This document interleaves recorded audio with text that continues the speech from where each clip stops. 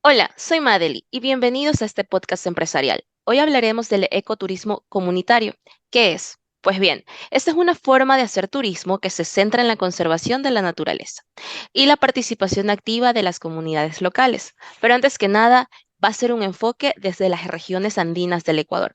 Para este tema, hoy vamos a tener a José, a Carlos, a Cauncela. José, bienvenido.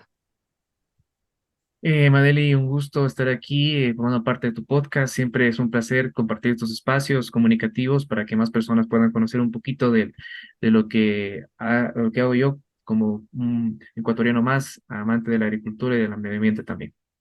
No, el placer es todo mío porque nos hayas regalado un poquito de tu espacio y de tu tiempo. Para los que nos escuchan, José siempre tiene una agenda muy apretada, es diferente, es voluntario, trabaja en sectores rurales y siempre está en un proyecto nuevo. Así que el gusto es todo mío de que estés aquí compartiendo este espacio. Pues José, en el 2023, con tantos cambios en el Ecuador, desde que hicieron la consulta popular sobre la explotación del choco andino, las minerías, si lo vemos desde una perspectiva más externa, tenemos el derretimiento de los glaciares, el cambio climático, que es un hecho, y los poderes políticos de una comuna que son bien desafiantes porque cada uno tiene sus diferentes intereses. Te pregunto, ¿qué crees tú que los comuneros de las diferentes partes de las regiones andinas del Ecuador están preparados para enfrentar estas problemáticas que lamentablemente no pueden controlar? Considero que es un problema eh, muy grave que existen, ¿no? Varios temas que inclusive interfiere el miedo, las amenazas. Creo que es algo que no debemos tampoco ocultar. Varios activistas comuneros en varias partes del mundo han tenido amenazas, inclusive sus voces han callado, dejando a un lado un poco el tema andino. Si nos vamos, por ejemplo, a Honduras, Berta Cáceres es un caso, un ejemplo de ello, ¿no? Pero viendo a la pregunta, considero que los comuneros son susceptibles a varios de los temas que acabas de mencionar. Y de hecho, en los últimos años, dado los niveles de inseguridad, las circunstancias son incluso más adversas que años anteriores, ¿no? Entonces, por tal motivo, este modelo económico actual que nos gobierna, que gobierna el mundo, se vuelve cada vez más egoísta, poco inclusivo, y por eso es que la fuerza de la juventud debe ser quien empuje a la formación de nuevos líderes o lideresas comuneras que vayan en favor del bienestar de sus comunidades, propiamente dicho, ¿no? Totalmente coincido contigo. Y es verdad, muchas voces se han callado, es algo que no se conversa en espacios, pero es una realidad y te agradezco por rescatar esa parte, ¿no? Y bueno, para todos los que nos escuchan, tengo un hobby y yo me autodenomino Wanderlust, es decir, camino por diferentes sectores donde muchas veces no es una zona de turismo, pero voy a traer a cotación una última reserva que fui, que es la Reserva El Pauma en Quito, Ecuador. Y en esta reserva, su principal atractivo, por así decirlo, son las orquídeas. Y hay orquídeas que son endémicas, quiere decir que solo crecen en ese espacio. Pero, que era lo que me contaban las personas que guiaban ahí, que muchas empresas que se dedican a la producción o a la venta de orquídeas iban a este lugar con herramientas especializadas e iban cortando, en teoría, solo para llevarse la semilla y poder replicar estas orquídeas y venderlas a precios exorbitantes. ¿Qué pasaba si estas plantas morían, estas plantas no volvían a florecer, entonces se perdía esa especie? Entonces, en base a esto, yo siento que primero no había un moral o criterio como para saber que primero es una reserva y que no deberías al momento de ir a un viaje o visitar un lugar llevarte lo que es del lugar, porque puede ocurrir esto. Y ahora, ¿por qué te cuento un poquito esta historia? Porque tengo una pregunta. ¿Tú cómo consideras que se puede equilibrar la conservación de la biodiversidad con el desarrollo del ecoturismo y que algunas actividades turísticas pueden tener un impacto negativo en el entorno natural que te acabo de contar? Claro, mira, Madeli, considero que el ecoturismo forma parte de los servicios ecosistémicos, ¿no? O sea, en este caso serían los servicios culturales específicamente, es decir, aquellos que no son materiales, pero que se obtienen de los ecosistemas naturales, como por ejemplo, patrimonio cultural, conocimiento científico, espiritualidad, valores estéticos, y otros más, ¿no? Incluyendo, por supuesto, también el ecoturismo. Entonces, existen varias iniciativas que recuperan ese componente que tú mencionaste, la biodiversidad, que de hecho, a mi forma de ver, es como la columna vertebral de todos los servicios ecosistémicos que existen, ¿no? Entonces, mira, yo trabajo, creo que por ahí también debí haber empezado al inicio de esta charla. Yo soy ingeniero agropecuario, yo trabajo actualmente para la Corporación de Promoción Económica con Quito y yo soy técnico responsable de la cadena del aguacate. Entonces, mi trabajo es netamente en campo, hacer varios proyectos del sector rural, sobre todo con el componente de la cadena productiva, fortalecer a una cadena de valor. Entonces, mi zona de acción, por así decirlo, es sobre todo las parroquias no centrales del Distrito Metropolitano de Quito, del DMQ. Ya, entonces la parte rural. Y ahí me encuentro, o bueno, yo conocí más por el tema de trabajo que también existen proyectos de conservación, proyectos de sostenibilidad ambiental en esas zonas, ¿no? Entonces, te puedo dar el ejemplo en la parroquia de Póllaro, que es la parroquia que da inicio a las 5 de la Ruta Escondida. Ahí, por ejemplo, está un proyecto muy bonito que es la Hacienda Verde. La Hacienda Verde recopila varios, se podría decir, pilares de la biodiversidad, porque tienen más de 50, o creo que es más, variedades de aguacate que a partir de una investigación de, de la ingeniera Jiménez pudo ser posible conocer un poco más del tema de las variedades que hay, ¿no? Entonces, recopila un poco más los temas, también tiene de otros tipos de frutales, de flores también, y claro, engancha mucho a otro tipo de turista, ¿no? Otro tipo de turista que quiere conocer un poquito más, más a fondo este tema de la biodiversidad, conocer también cómo mantener una agricultura más sostenible, orgánica, agroecológica, biodinámica. Entonces, te puedo dar ese ejemplo. También existe dentro de Pollero un grupo de pequeños productores, artesanos, que sobre todo aprovechan los fines de semana o cuando hay ese tema puntual de los feriados para poder tener una pequeña feria en el espacio, la en la plazoleta, por así decirlo. Hay dos iglesias, la que en este caso, la más grande de Póllaro, ha heredado un espacio donde tienen unos puestitos y venden algunas cosas interesantes. Por ejemplo, se me viene a la mente ahorita el licor de aguacate artesanal, galletas de aguacate, también tienen otro tipo de frutas también, ¿no? Que está en la zona bastante la guayaba, la chirimoya, etcétera. Entonces, son unas que otras estrategias que han encontrado la gente que quiere organizarse para poder tener este espacio como un espacio netamente ecoturístico, ¿no?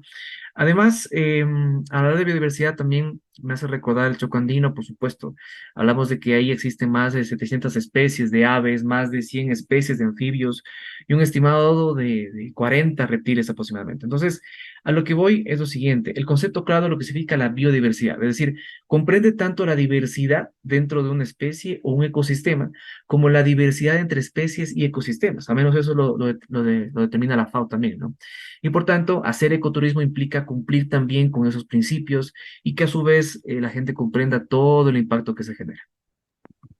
Exacto, que la gente comprende el impacto que se genera y ve, aprovechando los desafíos y oportunidades del ecoturismo comunitario.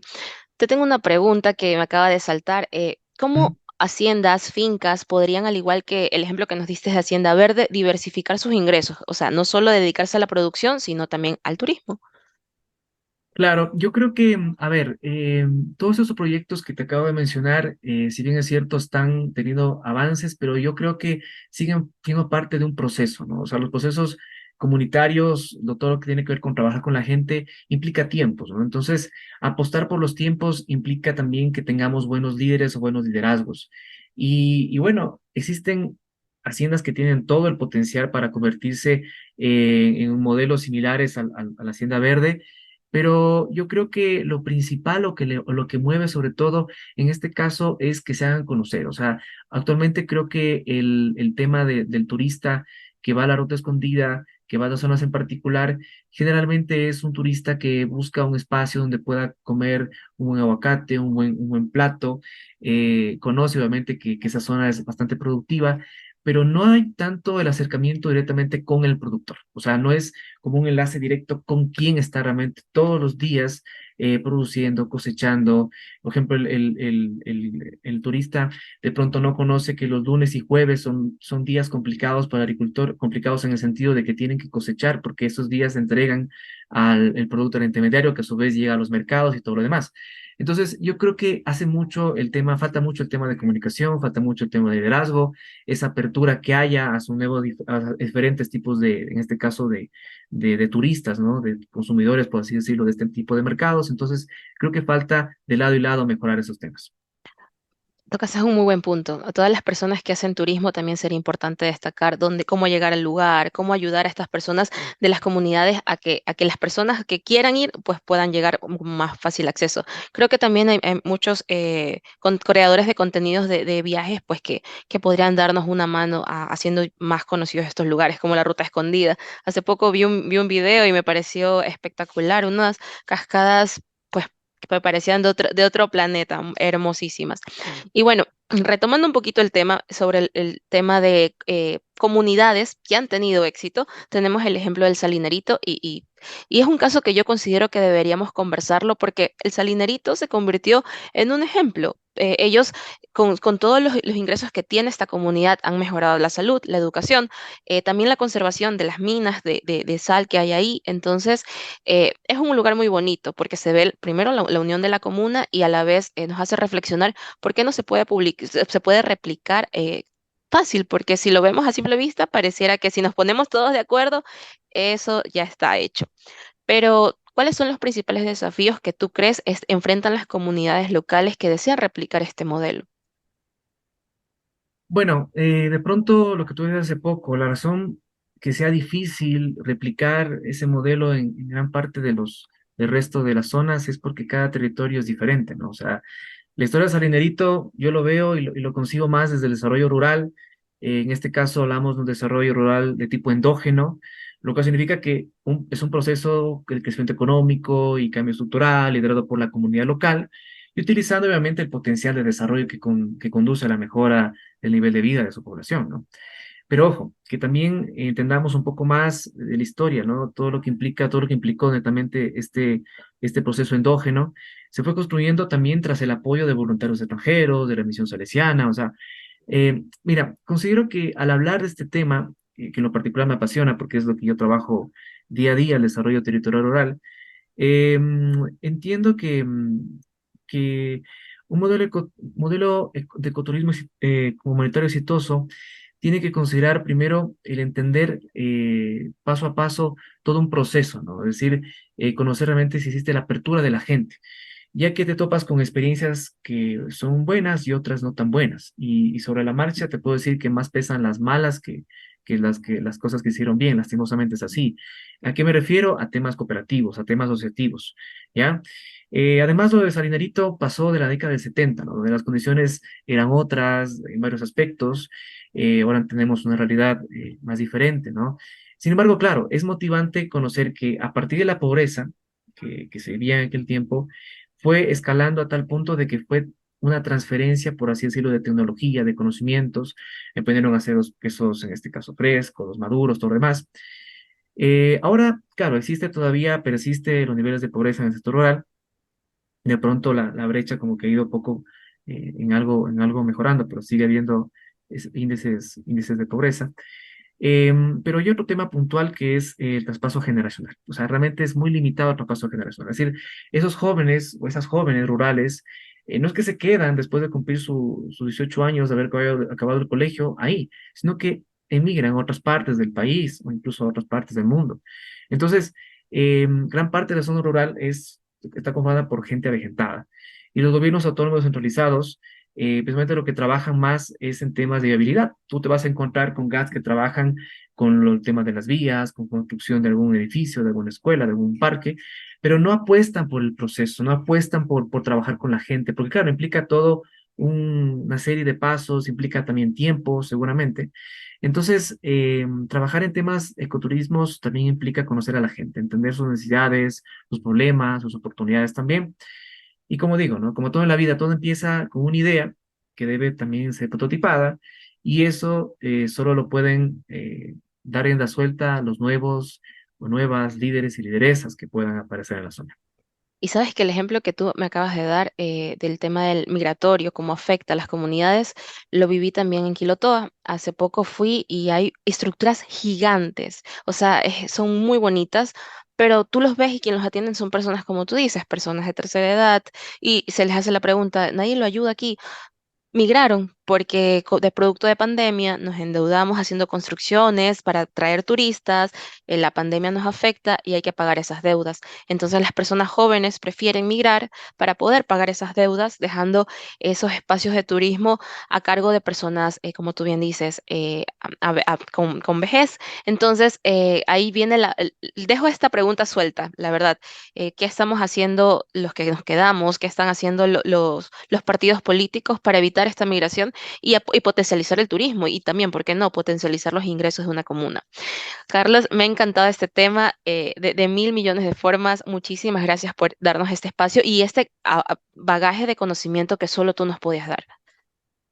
Muchas gracias a ti, Madely, por haberme dado la oportunidad bueno, de contarles un poco de lo que hago también a través de este podcast. Nosotros, como jóvenes, por así decirlo en plural, trabajamos también mucho lo que tiene que ver con la conservación ambiental. Actualmente, como parte del Global Shaper, estoy liderando el proyecto Campeones del Ambiente, que en su momento también seguramente lo hablaremos en otro podcast tal vez, pero sobre todo eso, ¿no? Yo creo que las nuevas generaciones, millennials como nosotros, como los centennials que están atrás de nosotros, buscamos sobre todo esto, la sostenibilidad y el desarrollo de nuestras comunidades. Gracias por todo. Gracias, gracias a ti y gracias a todos los que se tomaron estos tiempos para podernos escuchar. Los espero en el próximo capítulo. Espero puedan acompañarme e ir aprendiendo juntos. Gracias, José.